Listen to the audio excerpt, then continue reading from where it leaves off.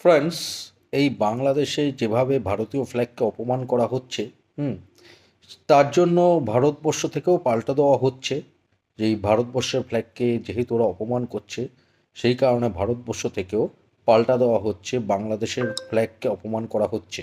হুম সবই ঠিক আছে। আমি যেটা বলতে চাইছি, বাংলাদেশের ফ্ল্যাগকে তো অপমান করুক, প্লাস বাংলাদেশের সাথে পাকিস্তানের ফ্ল্যাগটাকেও যুক্ত করে দিক।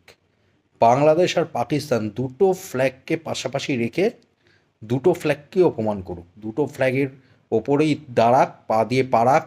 হ্যাঁ, বাংলাদেশ আর পাকিস্তান দুটো ফ্ল্যাগকেই অপমান করুক, কারণ বাংলাদেশটা এখন বাংলাদেশ আর নেই, বাংলাদেশটা এখন পাকিস্তানে পরিণত হয়েছে। পাকিস্তানিরা বাংলাদেশকে দখল করে পাকিস্তানে পরিণত করেছে। সুতরাং বাংলাদেশের ফ্ল্যাগ তো থাকবেই, বাংলাদেশের মাথা এখন পাকিস্তান, তাই পাকিস্তানের ফ্ল্যাগটাও যুক্ত করে দুটোকে অপমান করো।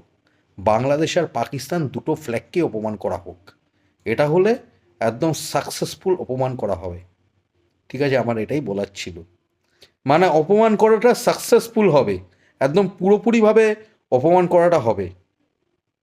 এখন অর্ধেক রয়ে গেছে অপমান করাটা। ঠিক আছে, পাকিস্তানের ফ্ল্যাগটা যুক্ত হয়ে গেলে একদম পুরোপুরি অপমান করাটা হয়ে যাবে। মানে অপমান করাটা একদম সার্থক হবে, এটা আমি বলতে চাইছি। ভালো লাগবে, মানে স্যাটিসফ্যাকশান আসবে অপমানটা করে, পুরোপুরি স্যাটিসফ্যাকশান আসবে অপমানটা করে। যদি পাকিস্তানের ফ্ল্যাগকে যুক্ত করে বাংলাদেশ আর পাকিস্তানের ফ্ল্যাগ, এই দুটো ফ্ল্যাগকে যদি অপমান করা হয়, তাহলে একদম পুরোপুরি স্যাটিসফ্যাকশান লাগবে, পুরোপুরি স্যাটিসফ্যাকশান আসবে। এটার কি বিষয়। তো ঠিক আছে ফ্রেন্ডস, এখন আসছি, টাটা, জয় হিন্দ, জয় শ্রীরাম, ওম নমঃ শিবায়।